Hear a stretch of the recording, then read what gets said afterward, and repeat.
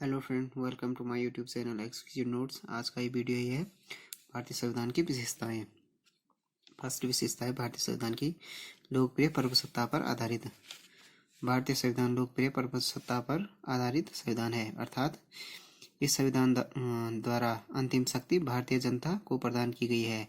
संविधान की प्रस्तावना में कहा गया है कि हम भारत के लोग दृढ़ संकल्प होकर अपनी इस संविधान सभा में आज दिनांक 26 नवंबर 1949 को एतद द्वारा इस संविधान को अंगीकृत, अधिनियमित और आत्मर्पित करते हैं। इस प्रकार भारतीय संविधान 1935 के भारत शासन अधिनियम की तरह बाहरी शक्ति की कीर्ति नहीं, वरन भारतीय जनता द्वारा निर्मित, अधिनियमित और अंगीकृत है। तो भारतीय संविधान की फर्स्ट विशेषता है ये लोकप्रिय प्रभुसत्ता पर आधारित है। इसका मतलब ये है कि जो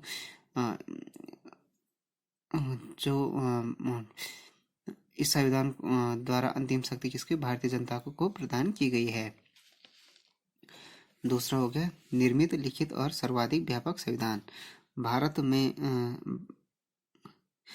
भारत में संविधान का निर्माण एक विशेष समय पर विशेष संविधान सभा के द्वारा किया गया है। जो भारतीय संविधान है वो संविधान सभा द्वारा इसका निर्माण किया गया है। इस संविधान की अधिकांश बातें क्या होगी, लिखित रूप में है। निर्मित, लिखित और सर्वाधिक क्या है, इस दृष्टि से यह संविधान क्या है, ब्रिटिश संविधान के विपरीत और अमेरिका संविधान की भांति एक निर्मित और लिखित संविधान है। भारत संविधान में कितने हैं, 395 अनुच्छेद और 12 अनुसूचियां हैं। यह सर्वाधिक व्यापक संविधान है वर्ल्ड का। तीसरा हो गया संपूर्ण प्रभुत्व संपन्न लोकतांत्रिक गणराज्य। भारतीय संविधान की प्रस्तावना में उल्लेख किया गया है कि भारत ही क्या है, संपूर्ण प्रभुत्व संपन्न लोकतंत्रात्मक गणराज्य है। संपूर्ण प्रभुत्व संपन्न मतलब हो गया भारत संपूर्ण प्रभुत्व संपन्न का अर्थ यह है कि आंतरिक या बाहरी दृष्टि से भारत पर किसी विरोधी सत्ता का अधिकार नहीं है। भारत अंतर्राष्ट्रीय क्षेत्र में अपनी इच्छानुसार आचरण कर सकता है और वह किसी भी अंतर्राष्ट्रीय समझौते या संधि को मानने के लिए बाध्य नहीं है। भारत के संविधान में किसी भी स्थान पर ब्रिटिश सत्ता का उल्लेख नहीं किया गया है। दूसरा हो गया संपूर्ण प्रभुत्व संपन्न मतलब बाहरी और आंतरिक दृष्टि से भारत क्या है, आंतरिक व बाहरी दृष्टि से भारत पर किसी विरोधी सत्ता का अधिकार नहीं है। वो अंतर्राष्ट्रीय क्षेत्र में अपनी इच्छा अनुसार आचरण कर सकता है और किसी भी अंतर्राष्ट्रीय समझौते या संधि को मानने के लिए बाध्य नहीं है। भारत के संविधान में किसी भी स्थान पर ब्रिटिश सत्ता का उल्लेख नहीं किया गया। दूसरा है लोकतांत्रिक राज्य।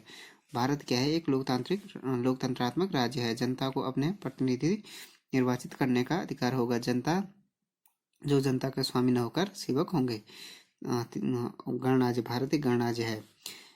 ब्रिटेन जैसे विश्व के कुछ ऐसे लोकतंत्रात्मक राज्य हैं जहां राज्य का प्रधान क्या होगा, वंशानुगत राजा होता है, लेकिन भारत एक लोकतंत्रात्मक के साथ साथ यह गणराज्य है। भारत का सर्वोच्च अधिकारी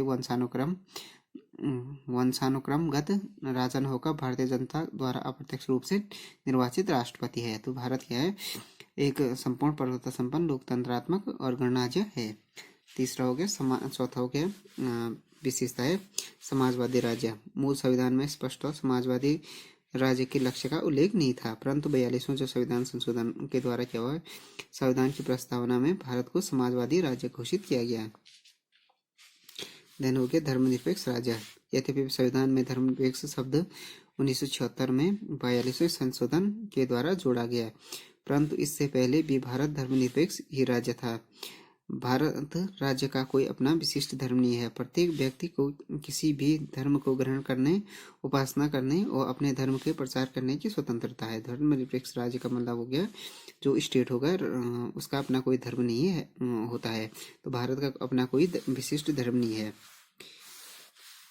कठोर और लचीलेपन का समन्वय। लचीला संविधान उस संविधान को कहते हैं जिसमें साधारण कानून और संवैधानिक कानून में कोई अंतर नहीं किया जाता है। संविधान में विधि निर्माण की साधारण प्रक्रिया के आधार पर संशोधन किया जा सकता है। इसके विपरीत जो कठोर संविधान में क्या होता है, संवैधानिक संशोधन के लिए साधारण कानून निर्माण से भिन्न और जटिल प्रक्रिया को अपनाया जाता है। भारतीय संविधान न तो ब्रिटेन की तरह लचीला है और न अमेरिका की तरह कठोर है।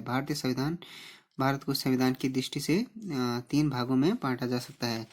कुछ अनुच्छेद क्या होंगे संशोधन के लिए ब्रिटेन की तरह संसद का साधारण बहुमत पर्याप्त है। अधिकांश जो अनुच्छेद हैं अनुच्छेदों में संशोधन के लिए 2 सदनों का पृथक पृथक बहुमत तथा उपस्थित सदस्यों का 2/3 बहुमत आवश्यक है। संविधान के कुछ अनुच्छेद क्या हैं जो संघीय प्रणाली से संबंधित ऐसे हैं।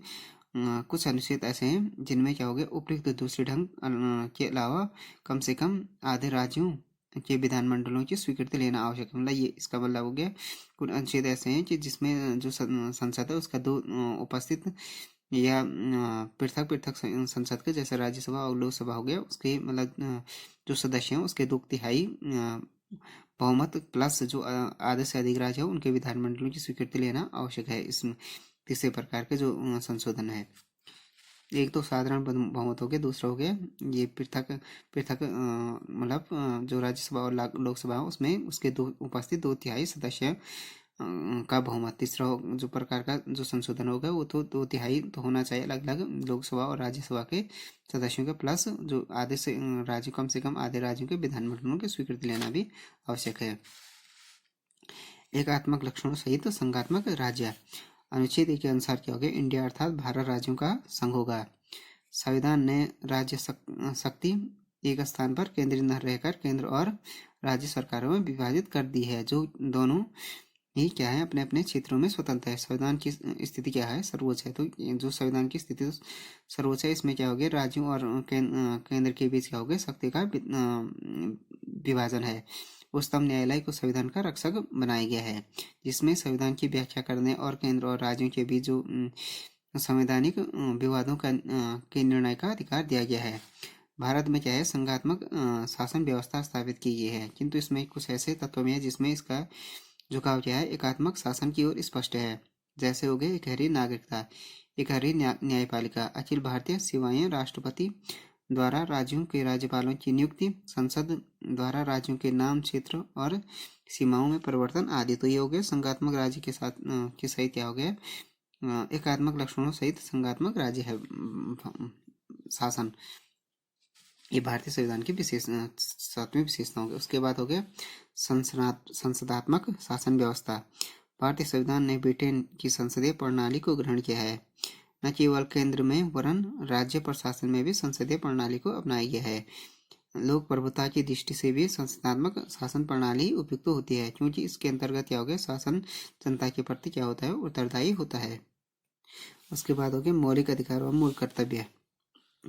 भारतीय संविधान के निर्माताओं ने ब्रिटिश शासन के अंतर्गत स्वयं अनेक अत्याचार सहन किए थे अथवा उनके द्वारा शासन की शक्तियों को मर्यादित करने की आवश्यकता अनुभव की गई।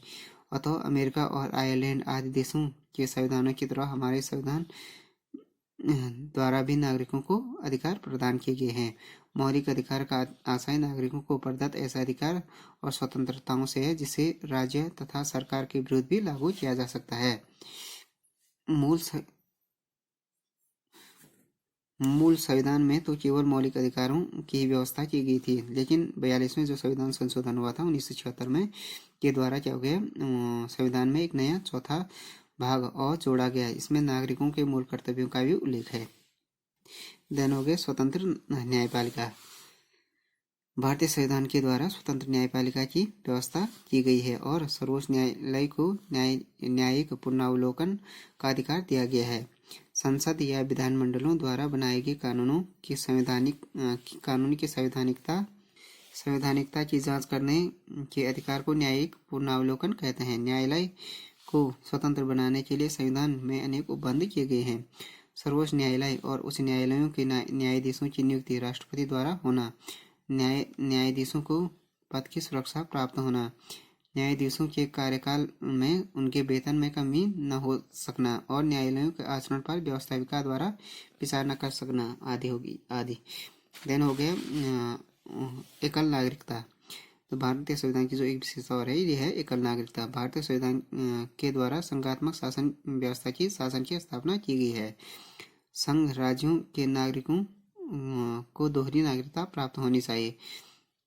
प्रथम संघ की नागरिकता, द्वितीय राज्य की नागरिकता। तो इकाई राज्य है इकाई की नागरिकता। जो संघात्मक शासन होता है उसमें क्या होता है एक तो राज्य के नागरिक संघ की नागरिकता होती है, दूसरा हो गया राज्य या इकाई की नागरिकता। यूएसओ और अन्य जो संघ राज्यों में ऐसी व्यवस्था है, एक संघ की और दूसरी इकाई की दोहरी नागरिकता है, उसमें डबल सिटीजनशिप। इंडिया में क्या है कि एकल नागरिकता है।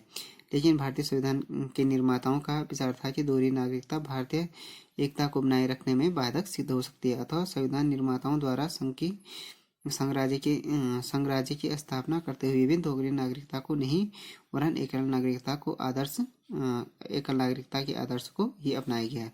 तो एकल नागरिकता। उसके बाद हो गया आपातकालीन उपबंध। भारतीय संविधान का एक अन्य विशेषता यह है कि आपातकाल का सामना करने के लिए संविधान में कुछ आपातकालीन उपबंधों की व्यवस्था है।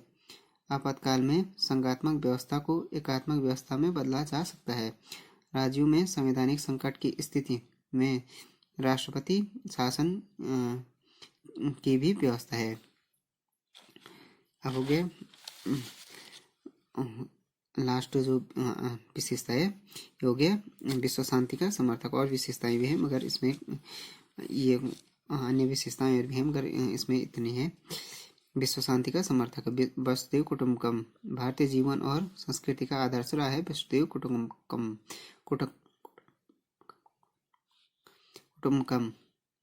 हमारे संविधान निर्माता भी इस आदर्श के प्रति सचेष्ट थे वसुधैव कुटुंबकम के प्रति। इसी कारण संविधान के नीति निर्देशक तत्वों में कहा गया है कि राज्य अंतर्राष्ट्रीय शांति और सुरक्षा की